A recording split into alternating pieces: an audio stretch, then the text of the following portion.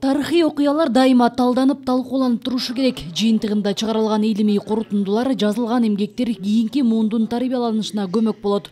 Бул тууралуу Улуттук илимдер академиясында өткөн эл бийлиги эгемендик жолунда аталышындагы илимий практикалык конференцияда белгиленди.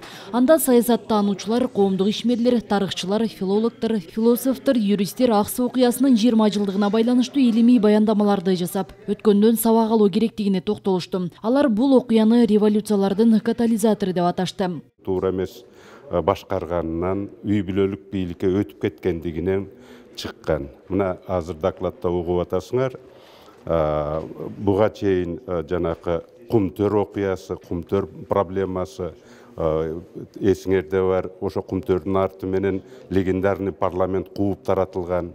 Андан кийин 2003 жылы биздин 67% үлүшүбүз 13%ке түшүп, биротоло Кумтөрдү өткөрүп берген канадалыктарга. Мына ошолордун бардыгы кыргыздын эсинен кете элек. Ошол бардыгы себеп болгон.